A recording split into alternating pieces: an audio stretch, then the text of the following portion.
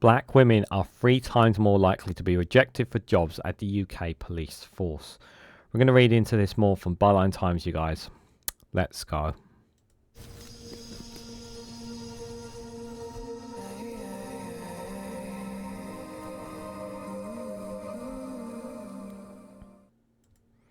Good morning, good afternoon, good evening, wherever you are in the world. This is Reganelite here with an article from Byline Times with the headline of Black women are 3 times more likely to be rejected for jobs at the UK's police force.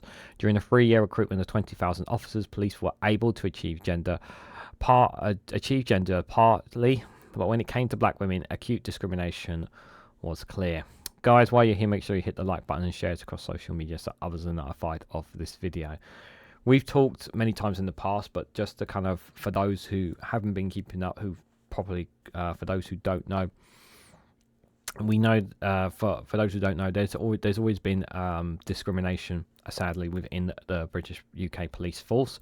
Systematic racism has been found within the UK police forces, much more in the Metropolitan Police than other places, and it's a lot more challenging for people of colour. To be able to be in the UK police force, and while I have seen black women police officers here in London, I would probably imagine that the chances of many of you seeing them outside of London is probably not much, if not very rare. And I do think that there obviously needs to be a bit more.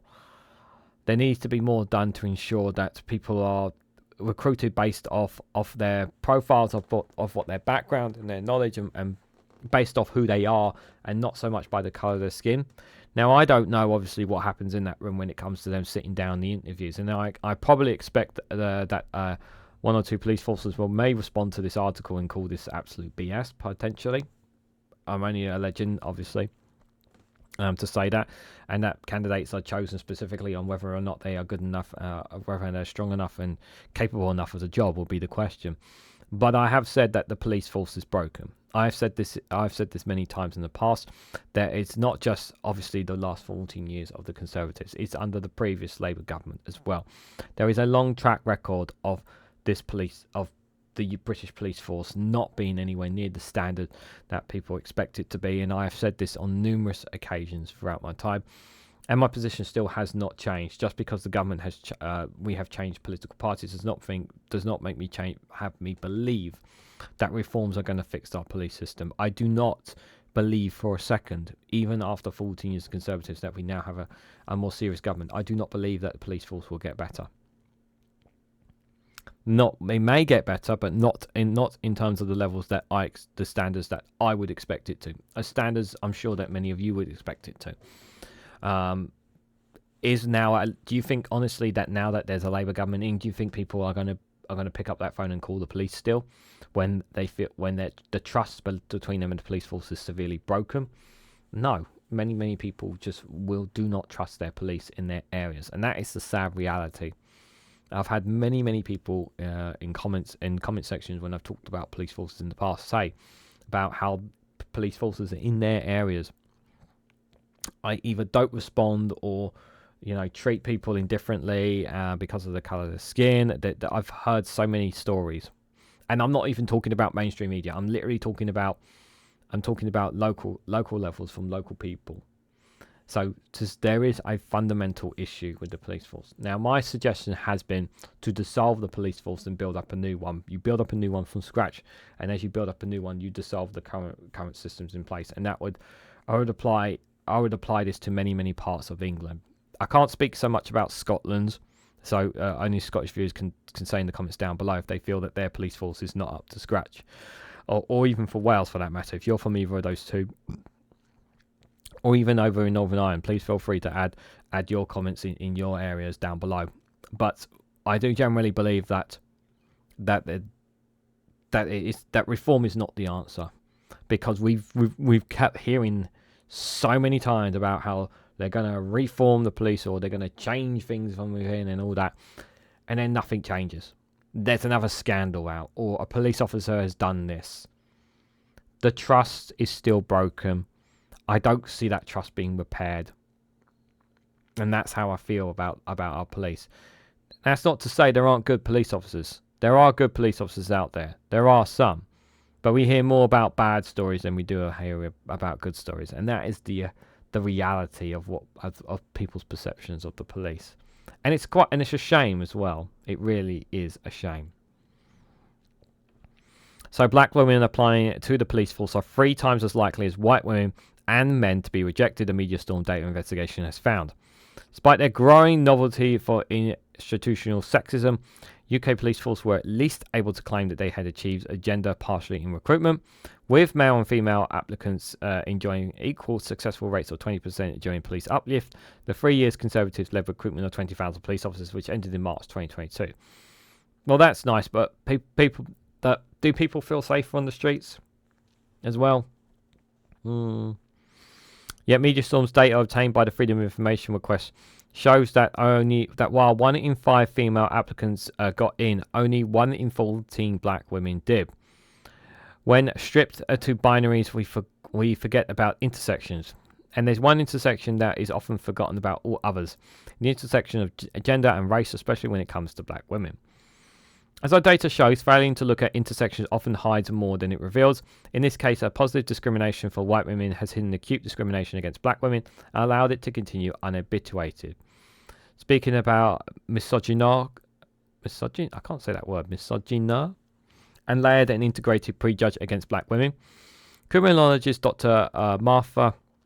Marina Hudson told the latest episode of Media Storm podcast that our race is always seen as black men's issue. Gender is always seen as white women issue, so black women always fall through the cracks. Her research documents specific forms of bullying and harassment reserved for black women in the workforce. I found evidence of subordinate sexualization of black females, a distrust of their accounts, she said. Stereotyping is a very big issue for them. Disparity in disciplinary and misconduct hearing, the list goes on. That's why Masria Org and Karen Gidles, two of the only black women who they know to have ever endured 30 years of working in the UK police, launched the first national police conference specifically for black women this year. Women in the Shade is about getting black women's voices heard. Marcia told Media Storm, we're absolutely unapologetic about it. Media Storm presented its findings at the conference to gasp around the room.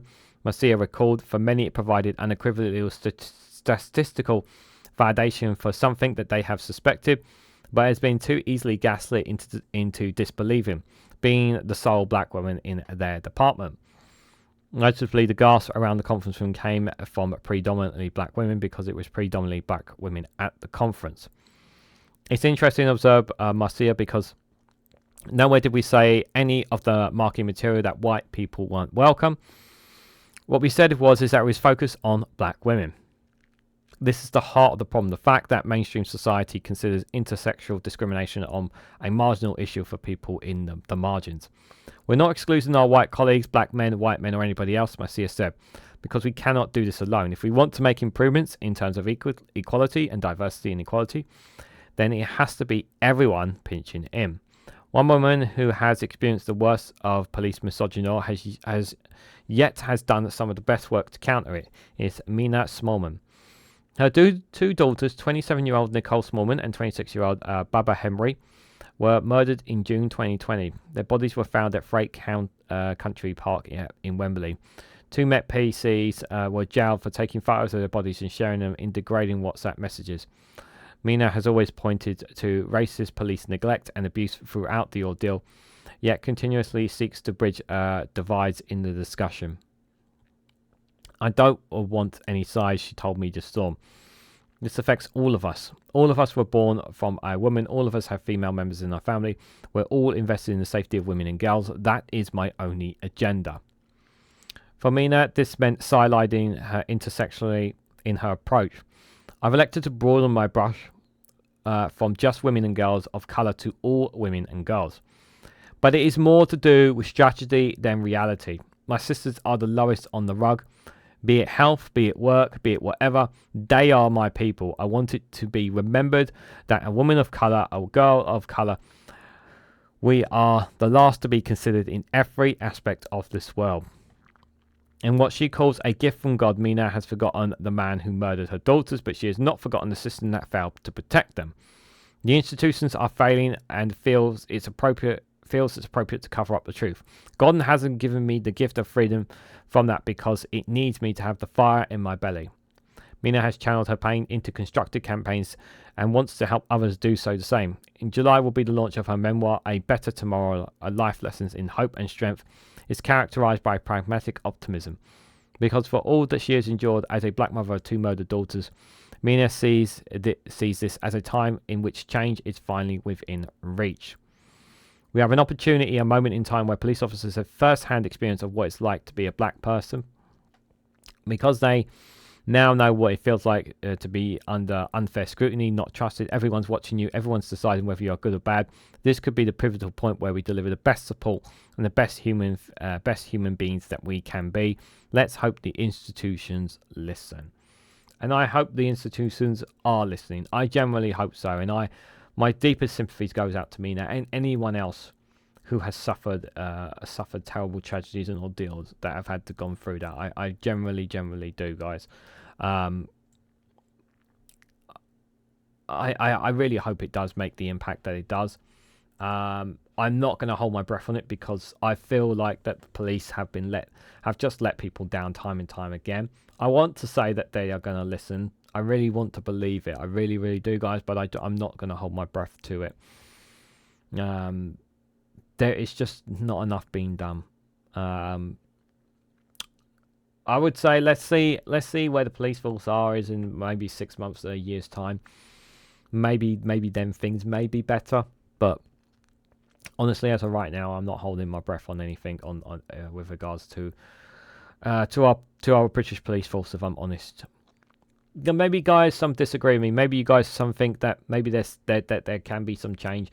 Maybe you guys think that the police force will listen to Mina and make fundamental changes that are needed.